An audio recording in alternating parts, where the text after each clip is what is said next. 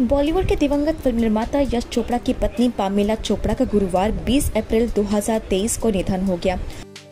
उन्होंने 74 साल की उम्र में अंतिम सांसें ली हैं। यश चोपड़ा की पत्नी पामेला चोपड़ा का निधन 20 अप्रैल 2023 को हुआ था। उन्होंने कैमरे के पीछे अपने करियर के दौरान कई उतार चढ़ावों में यश चोपड़ा के समर्थन में एक मजबूत स्तंभ की भूमिका निभाई है। परेशान करने वाली पहली मुलाकात से लेकर प्यार में पड़ने तक यह यश चोपड़ा और पामेला की प्रेम कहानी जानिए।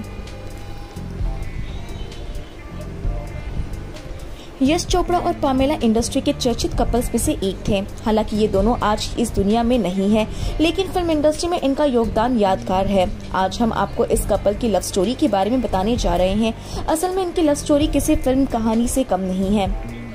दोनों ने पहले एक दूसरे को शादी के लिए रिजेक्ट कर दिया था, लेकिन दोनों एक दूसरे के बंधन में बंध गए। यश चोपड़ा रोमांटिक फिल्मों के लिए काफी जाने जाते थे। इंडस्ट्री में उन्हें किंग ऑफ रोमांस भी कहा जाता था। उनके और पामेला की लव स्टोरी काफी दिलचस्प है। उन्होंने अरेंज्ड मैरिज की थी, लेकिन डेट्स बहुत अच्छी थी। पामेला ने एक अपने इंटरव्यू में बताया था कि वो अपनी बहनों के साथ क्रिकेट मैच देखने गई थी, जहां यश चोपड़ा भी मौजूद थे। पामेला की बहनें जोर जोर से चिल्ला रही थी। वही यश भी पीछे मुड़कर देखा, तभी दोनों ने पहली बार एक दूसरे को देखा था। हालांकि यश और पामेला की लव स्टोरी क्रिकेट के मैदान पर शुरू नहीं हुई थी। जब पामेला यश चोपड़ा के भांजे के कॉन्सर्ट में पहुंची, वहां वो आपस में मिले और फिर उन दोनों के बीच बातचीत शुरू हुई। उनके परिवार एक दूसरे को पहले से ही जानते थे। सिमी ग्रेवाल पामेला की कजिन थी। पामेला जब मुंबई चली गई तो वो सिमी के घर पर रुकी थी। तब सिमी को यश चोपड़ा ने इनवाइट किया था। सिमी पामेला को वहां ले गई। इस कार्यक्रम में पामेला ने एक गाना भी गाया था। उस गाने ने यश चोपड़ा का ध्यान अपनी ओर खींचा था।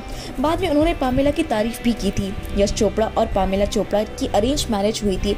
उनकी शादी आम पारिवारिक मित्र और अनुभवी अभिनेता रोमेश शर्मा की मां ने तय किया था। यश की भाभी ने सबसे पहले इनकी शादी की चर्चा शुरू की थी।